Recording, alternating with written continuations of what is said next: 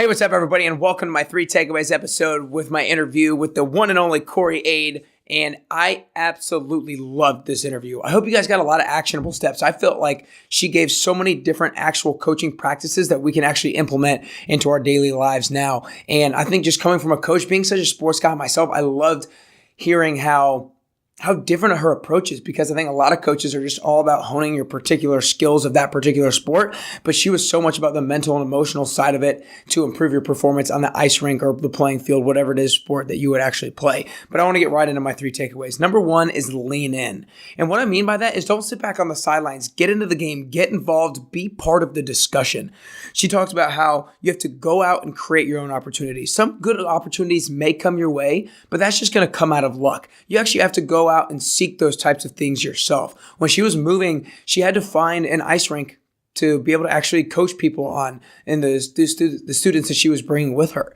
And at the time, she didn't know where she was going to go, so she asked this guy about his ice rink, and he's like, "Oh, we actually shut the doors and close it during the day." He's like, She was like, "What do you mean you close it during the day? I want to come in, I want to use it." She created that opportunity for herself. Another thing about leaning in is she saw her limitations. She wasn't a high-end competitor with figure skating herself, and she accepted that limitation, but then she went out and self-educated herself and surrounded herself with smarter people. She spent over $100,000 self-educating in order to become the best coach that she possibly could be. She felt the responsibility to be able to present her best coaching self to all the students that she was working with.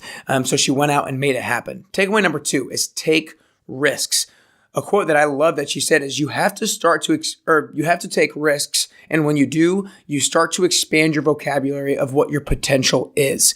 She talks about how when you go to take risks, instead of looking at about all the negative side of it right off the beginning, you have to see the opportunities before you and evaluate the risk from there. So you see the risk, you see the negative that might come of it, or you see the risk and the negative that might come with it, but then you look at the positive side of it, what could potentially come of it, and your goal, and then you kind of weigh those side to side. Is your goal bigger than that actual negative side of your risk? And if so, then then you should go for it. Because look, when you take the risk, you're not sure what's going to come out of it until you actually go for it. Think about it when you're driving a car in the dark and your headlights can only see a little bit in front of you. You don't stop because you can't see completely. You just go a little bit at a time. You might go a little bit slowly, but you see a little bit more, and then you go around the corner and then you see a little bit more, but you don't know what it is actually going to be until you go around the corner. I think a lot of people just aren't willing to take that turn to go around the corner and have that leap of faith. So it's all about being able to see the opportunity that the risk may present and then go for it anyway. And number 3 is set goals based on the process.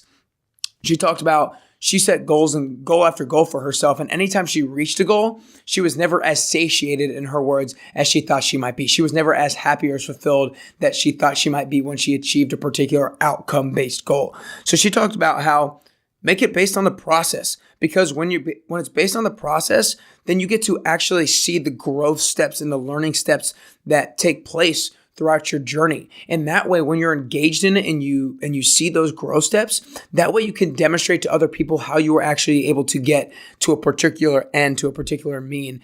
And another thing that I hear about this kind of idea is that a lot of people, and me included, I have a very hard time doing this, is I think a lot of times I'm going to be happy when I achieve a particular goal, when I do a particular thing, when I have a particular amount of money. We need to erase that thought process of I'm going to be happy when this happens, and just enjoy the journey and set a goal based on the actual process of your journey. Now I have a bonus takeaway that I'm super stoked about, and it's obstacles make you better. And I loved when she talked about it.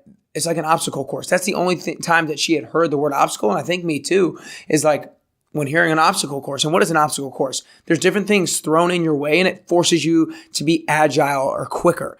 And that's how we need to just think about challenges in our day-to-day life. Don't think about it as a negative thing. When you're going through an obstacle course, it's fun because you have a chance to actually improve yourself and do something that you didn't think you were capable of doing. So when you see an obstacle, see it as something that allows you to be more agile and grow a new skill set. So again, my 3 takeaways. Number 1, lean in. Don't sit back. Get involved and be part of part of the discussion. Number 2 is take risks.